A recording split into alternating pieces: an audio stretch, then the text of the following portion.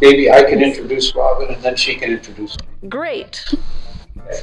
Um, Robbin Henderson has been involved with the arts in San Francisco since the very origins of the Neighborhood Arts Program, and was there at the early struggles when all the money was going to the opera and to the symphony and nothing for the neighborhood. So there was a kind of an uprising. And I think at the time, Robbin was one of the people working at Intersection for the Arts when it was over uh, uh, in North Beach, and where they did poetry and stuff. And she was also connected very much with the mission because she also lived in Project Artaud. So she goes back a long history of neighborhood arts in San Francisco. And her, as well as being an accomplished artist, she also ran the Berkeley Arts Center as executive director for 20 years and featured many of the first shows of many of the important Latino artists that came out of the mission, from Enrique Jaguar. We were talking recently, someone like Mildred Howard had her first show there. So there were many people. Renee Yanez worked with Robbin curating a number of exhibits there at the Berkeley Arts Center. So there's a deep, long connection, and she's definitely part of it. She's very responsible for a lot of the writing and the thinking and the editing of this book. Thank you, Joss. That was a very long introduction. I'll try to live up to it with yours. Joss Sances is a Vietnam deserter who ended up in San Francisco after he quit the East Coast. He's a native Bostonian, as you might be able to tell from his accent. And he was radicalized by his experience in the military and left the East Coast and with just 2 bags of clothes and personal items and just a few dollars, and ended up in the Mission in San Francisco. And after he had trained as a fine artist and also had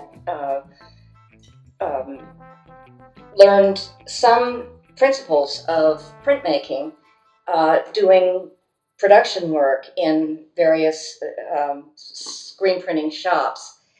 And so in San Francisco, he managed to start becoming interested in what was being taught at the classes at the Mission Cultural Center. And he became, first he had been with La Raza Graphics, and I think he can probably explain his connection to La Raza Graphics and kind of the history of the Mission Cultural Center there. But launching himself from that early work that he did at the Mission Cultural Center for Mission Gráfica, he became a really, really accomplished screen printer who did innovative work that was unlike anything else that had been done before, greatly influenced by his partner, Rene Castro, at Mission Gráfica. Today, he has been known as a muralist and is still many people consider him a master printer. He does not like that term used to apply to him, but I think it applies, and I think most people would agree. His most recent work is a fabulous life-size depiction of a whale called Or the Whale, and it's currently on view at the Sebastopol Center for the Arts. It's also shown in very, very many other venues around the country and in the Bay Area.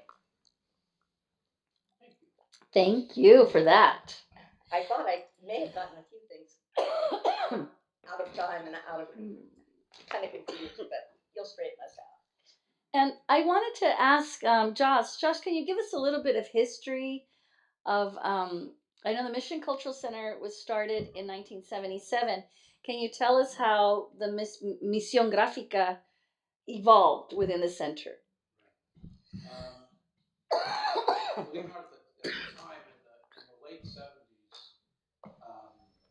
I was living at 25th and Alabama, And believe it or not, I commuted from the Mission out to Concord to work in this commercial screen print shop. So, there's a funny story that's connected with that. So, I was very political, and this was not a political job. This was strictly hardcore, school of hard knocks, rented out screen printing, and everything had to be perfect. So, it was the kind of job that actually I got a better screen print training from doing, working commercially than if I had learned screen printing in art school. So, at any rate, so I went to the cultural center actually to try to do some prints there on the weekends where I could do political prints, and and that's when I met Renee Castro, and it was and let me go back a little bit. The Mission Cultural Center Graphics Department, which was started by Alfonso Maciel, he had moved on. He actually went on to become the director of the Neighborhood Arts Program, which again, like I said, Robbin worked hard to create. So, it kind of fallen into not being used so much. There was a guy named Clayton Campolosi who was there, who was a Brazilian guy who did do some printing and design work. And I know Juan for years and years and years pasted up El Tecolote. And I think even one of the first prints that actually Renee did there, I think he did the 10th anniversary poster for El Tecolote. And it was a screen print that he hand cut the whole thing. There was no, at the time, like the camera and all that kind of stuff had been fallen into, just wasn't being used and stuff. So when we went there, and so Renee was just there he was there part-time, and he was just teaching screen printing. And again, like his day job was really at Pro Arts in Oakland, which I think is funny. He and Mildred Howard were the kind of like artists in residence at Pro Arts, which is funny because, we did prints with Mildred, which was, an unusual. She's gone on to become such a big, important artist. And so anyway, I went in there and met Renee, and I think the first time we met, we talked for 8 hours straight. And about screen printing, about politics. And John Berger. Yeah, that was kind of the connection because both of us were fanatics about him. We read everything that he wrote. So it was a departure point where we could talk about socialism and art and politics and other things. So it's how we started. So we basically decided we would put together a shop that would work because things had kind of fallen apart at La Raza Graphics, which was over on 16th Street. They didn't want the screen printing going on there during the day because in those days screen printing was very toxic. So, tell me a little bit about the toxicity because we're currently trying. Our building's going to be retrofitted, and we're still working on trying to get funding for HVAC. And every time I go into Mission Gráfica, I think about the fumes that artists must have been breathing back in the day. Can you share a little bit about that? Yeah, they were awful. And even the shop that I worked in Concord, which we ran almost exclusively vinyl ink, if you can believe it, was incredibly toxic. There used to be a joke that there was no old screen printers. And well, there is one at least. Survived. So, but what happened in screen printing, it has gone from very toxic to very green. So Alliance Graphics, which I started in Berkeley 30 years ago, which I retired from, is completely green. They don't need to even put hazard stickers on anything. Actually, I think one thing, they have a spot cleaning gun that they use to take out spots of big garments, but that's it. So it's really changed. So the concerns that you have now in building a new Mission Gráfica, it's very safe, and virtually everything you can use will be non-toxic. Great. And so again, I actually got to a point where I stopped screen printing in the 90s because I had been doing these really fancy portfolios with oil-based ink and all this kind of stuff, and I actually got sick and decided I can't do this anymore. So I stopped for a few years, and I really resisted switching to water-based inks and switching to all these different systems because I had learned everything from the dangerous stuff. So again, it was, but now I print with that stuff just fine. Mhm. And our shop became really a model where, it's really a green business. So, Wonderful. And so let me, yeah. I want to tell one story that I think is funny. And it'll give you an idea about starting Mission Gráfica. I had left my job in Concord to decide that because I wanted to work full time, even though there was no money virtually Mhm. coming in to start with. But Renee and I really wanted to do it. So the shop I was leaving, I was still good friends with the boss, and he admired me and the fact that I was doing what I was doing. So he offered to sell us the clamshell press that is still there. Mhm. From he was because he had like 4 or 5 presses, so he wanted to so we went, Renee and I, and we went to pick up the press.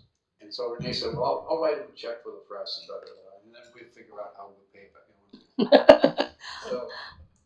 So we went and picked up the press and brought it. We were so excited that we had this machine that now we're going to really be able to screen print a lot of posters fast. So so the next day I get a call from my Kent Nelson, who was the owner. He goes, your check bounced. I said, you want us to bring the press back? He goes, no, just pay me when you can. So Renee didn't have the money either. But he wrote the check. There were other things. We found a vacuum frame, that we used to because the other thing is because everything was hand cut stencils, we wanted to be able to do photo stencils. So we got the graphics camera working.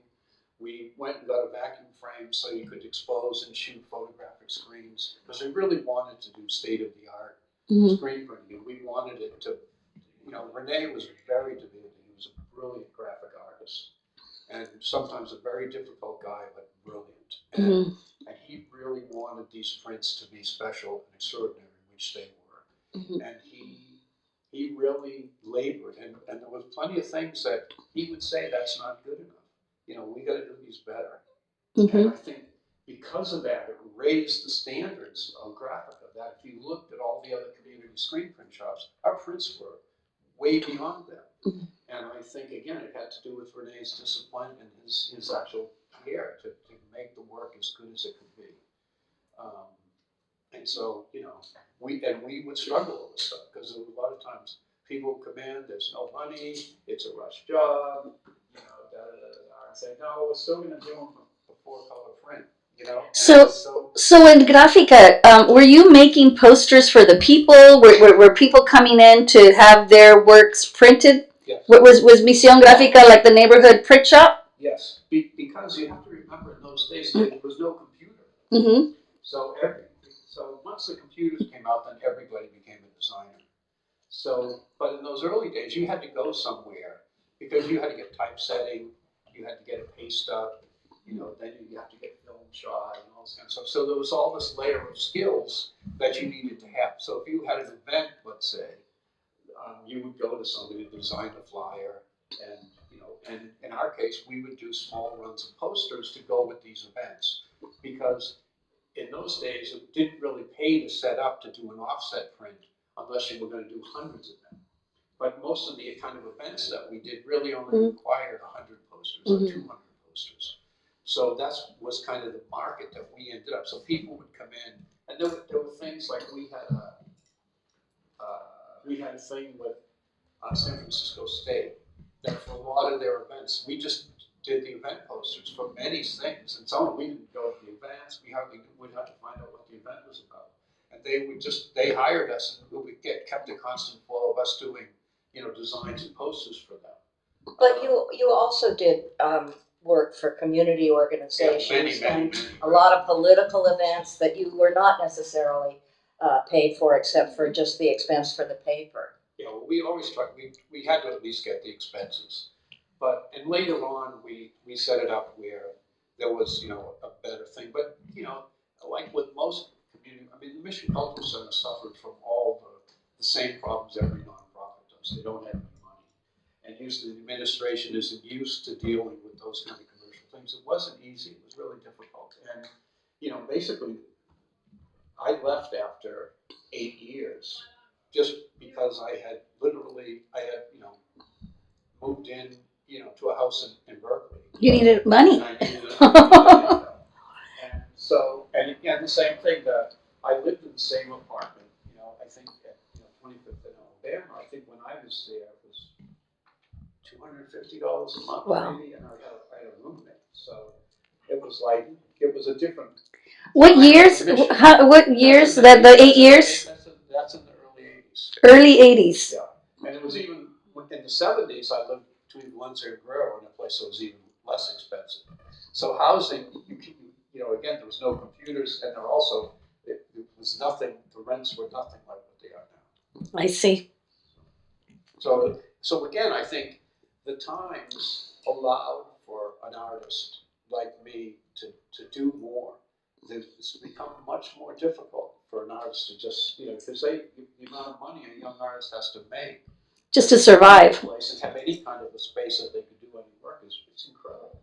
And so again, that's this is one of the reasons why the Mission Cultural Center is more important than ever, because it is a place that people can go and do work and staying open and having accessible spaces is really, to me, is huge. I think you also need to mention how Mission Gráfica also functioned really as a teaching workshop, because a lot of people came there that really didn't know very much about printmaking or design, who worked with you and Renee and some of the other artists that came through there and really honed their skills there too, and that tradition continues. Yes, it does.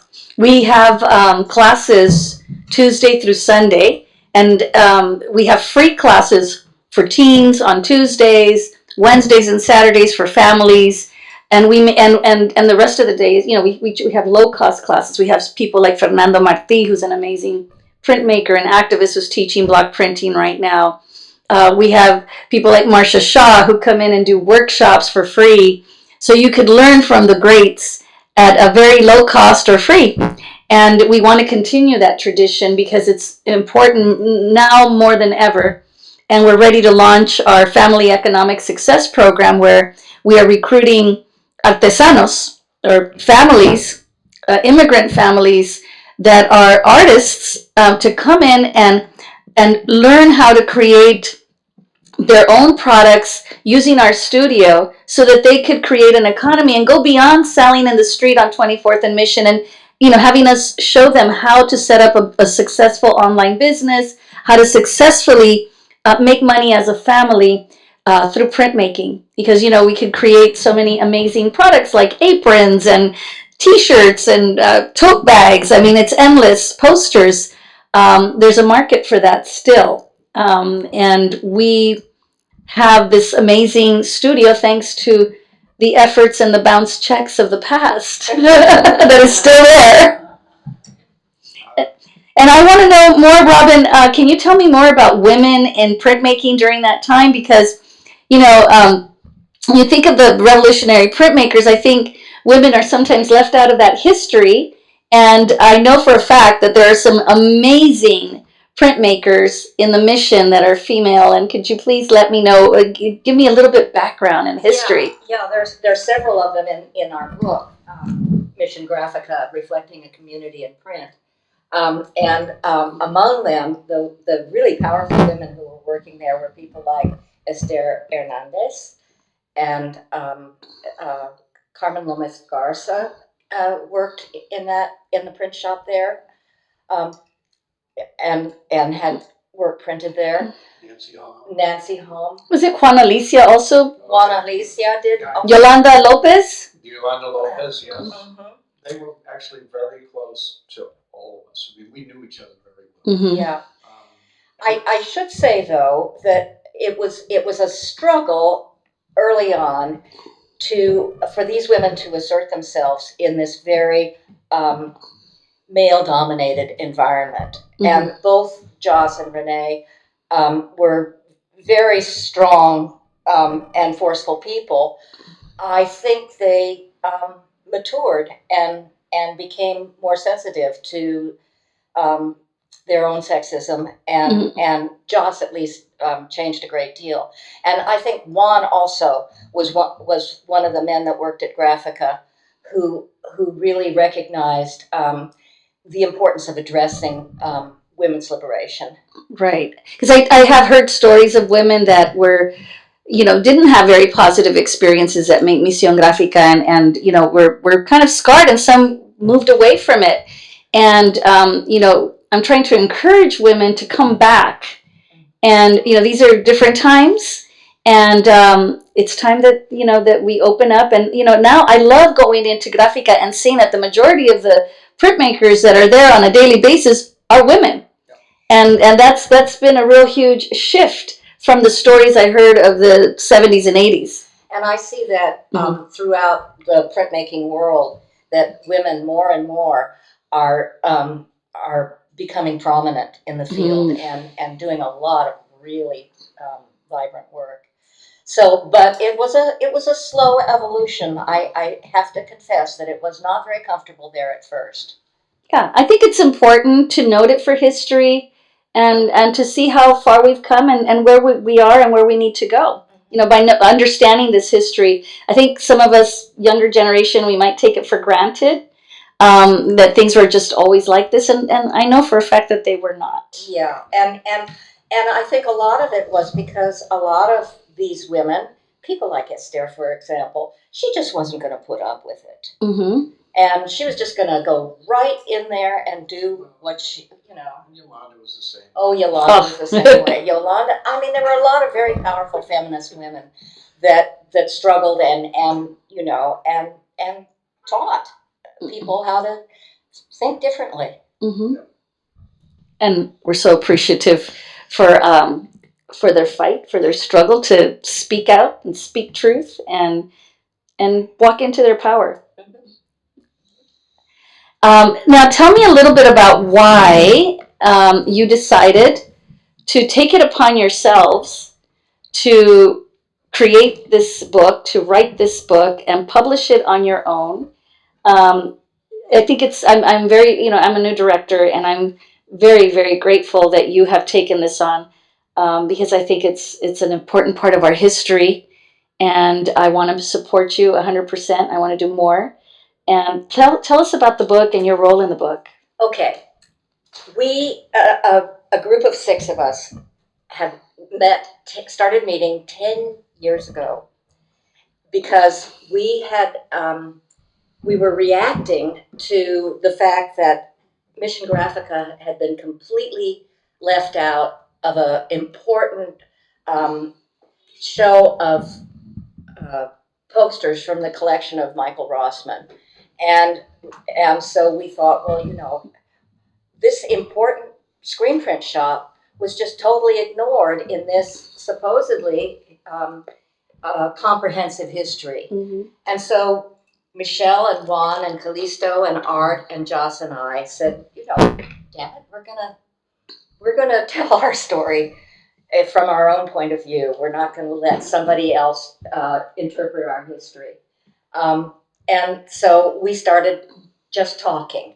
We got together. We actually went on retreat, and we had several days of recording and discussion, and Art recorded all of us talking about it. And we got a lot of material, just all of us reflecting on our history with Graphica. And we were very excited because a very important press in Berkeley seemed interested in publishing the book. And so we tried to work with them for some time. And then when it actually came down to, making a deal, it turned out that we were supposed to, they call it subvention. We were supposed to support this project ourselves to the tune of $50,000. Wow. And we said, well, we can do a lot of this work ourselves. Joss is a graphic designer. All of us have, curatorial experience or writing experience. We can write the book ourselves. We can print it. And so, but let's see if we can find somebody else to let's see if we can find another print shop that will, or another publisher that will take it on. And so we talked to somebody else, a San Francisco publisher, who seemed very interested.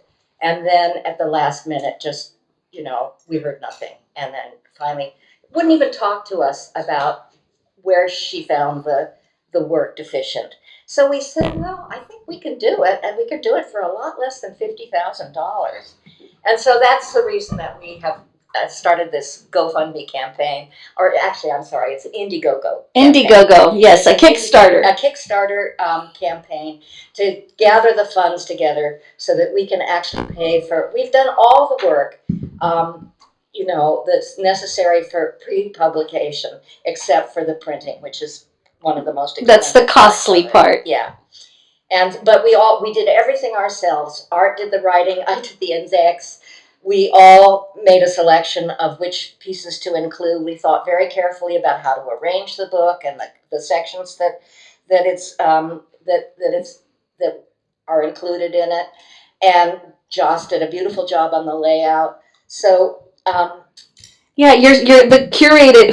You really curated some amazing pieces in this collect. It's a beautiful collection, and it's very balanced. I love the fact that there was, I'm a big feminist. What can I say? But I love the fact that you included like the prints by women, and it's very well rounded. Very well rounded.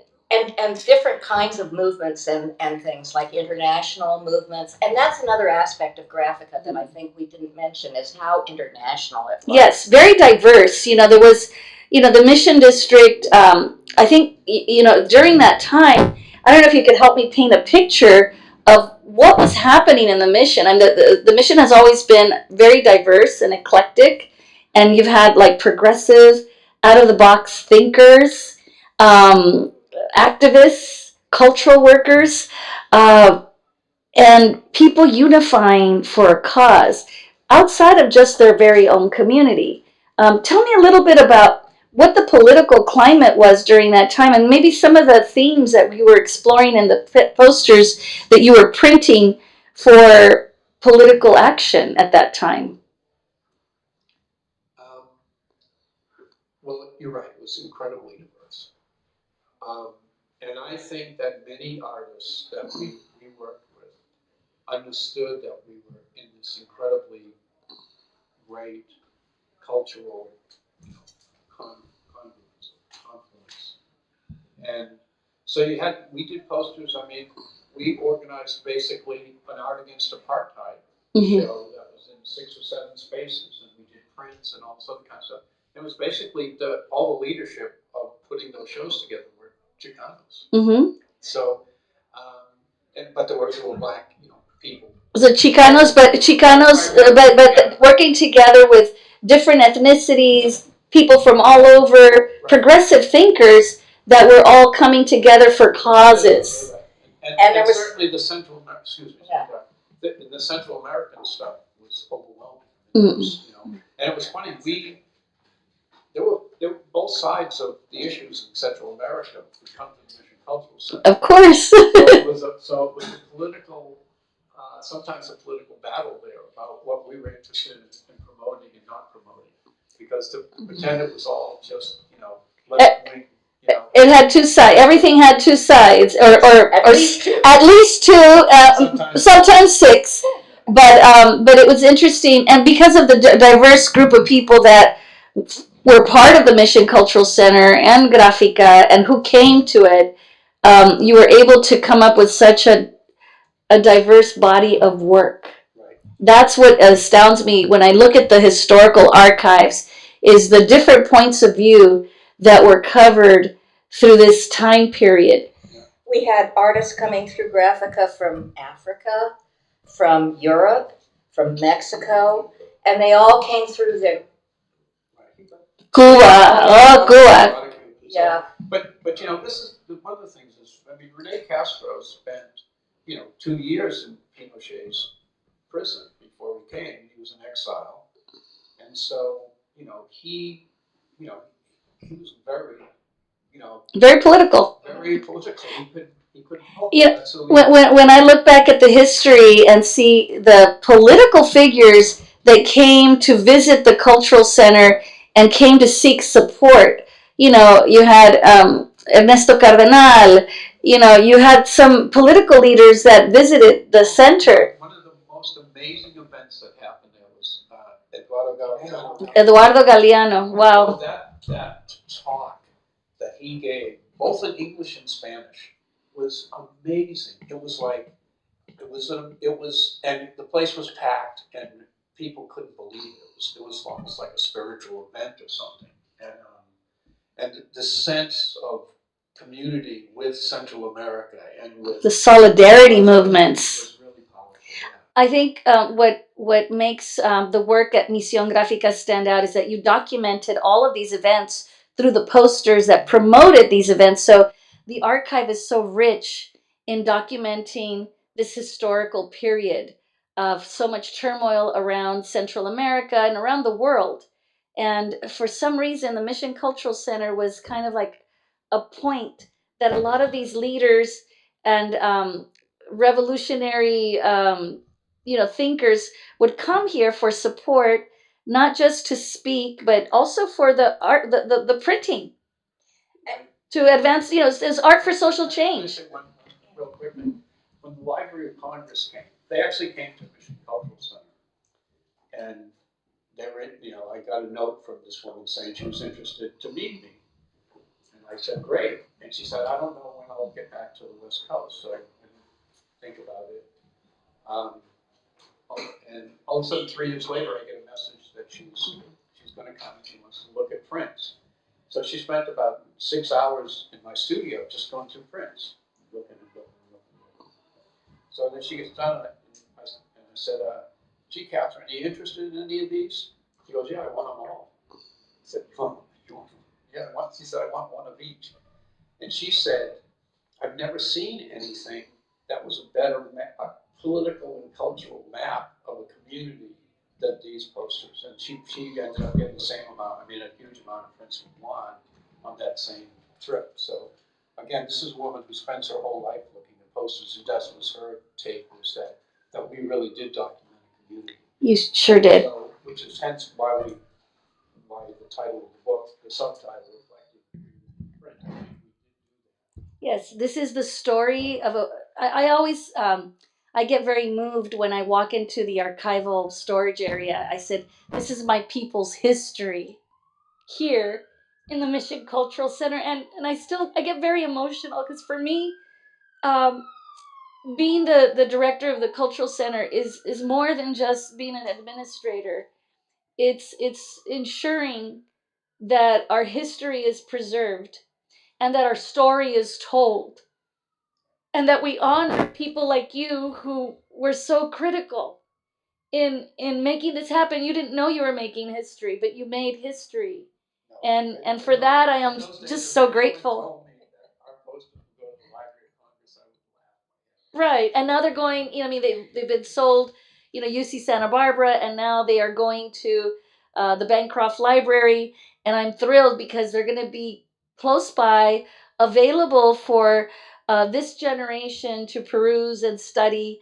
You are now the subject of scholarly and academic work, which I think is just phenomenal. I think it's over 1,000 prints are at the Library of Congress, and they have now documented all of them, and they are all online, really high resolution images. So, and we have, yeah.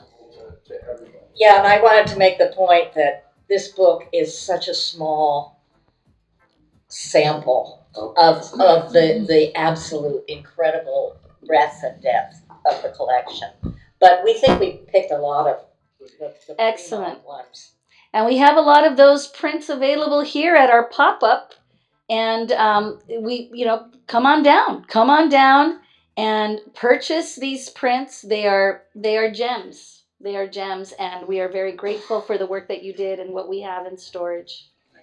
Thank you, Martina. It was great talking. Thank you. We wish you so much luck because you have a really important job. Thank you. To navigate the ship through what may be some hard times, but I just, I hope the community stays with you. The cultural center is too important to Yeah, and I want everyone to know that there is a QR code that we will put on the cameras later. But you could pre-order your books, right? You go to this QR code and you could pre-order. You know, the book is beautiful. How much is it? We're selling it for $50 through the QR code because that includes the tax and postage, but it's $45 if you buy it directly from us. So get your discount and get this amazing book, $45. The one thing you should know that there also is an on-demand version that you can get online. Great. That is really, this is an on-demand. It's not as well printed as the one we're going to have done here in San Francisco at a Union. Of course. So, and the quality of paper and everything will be much better. So I kind of recommend you buy that. So if you buy it through the Indiegogo site, you will get the better copy of the book. So I encourage everyone to go old school. Change only happens when we all come together and we support each other. And this is a very worthy cause. They worked for years breathing toxic fumes to print posters for the people. They did art for the people. And now it's our turn to support these artists and make sure that history is recorded. Pick up this book, learn your history. Let's move forward. Thank you so much for coming and speaking to us.